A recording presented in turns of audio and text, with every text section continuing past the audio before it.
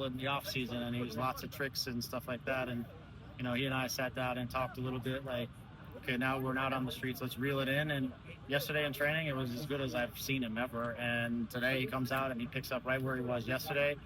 He's got so much talent. The ball's glued to his foot. He's so hard to defend, So I think, again, just focusing for him all of that quality into the group and into his moments and into, achieving the things that he's capable of achieving on the field. And again, you see he's obviously going to be a huge part of our focal point in our attack and what he's able to do. So we're going to do some fun things with him over the next 6 months and use him maybe in a couple different ways, but you see the qualities that he's bringing to the table are so different.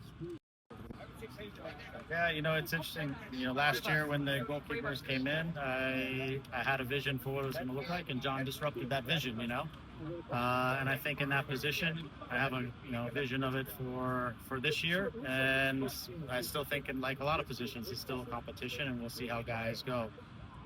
John has obviously shown us we know exactly who John is and what he's capable of doing and what he brings to the table for our team.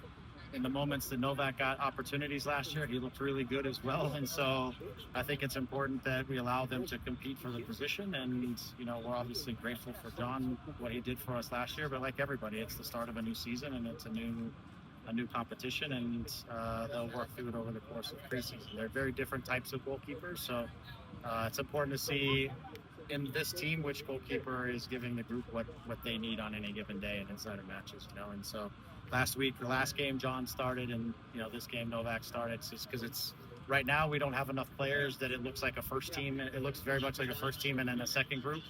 So each of those halves are different. Sometimes the goalkeeper who plays in the second half has to do a lot more defending and making saves. In the first half, it's a little more control with the feet and things like that. So we're trying to give them both a look at each of those things as we prepare them for this week. Yeah.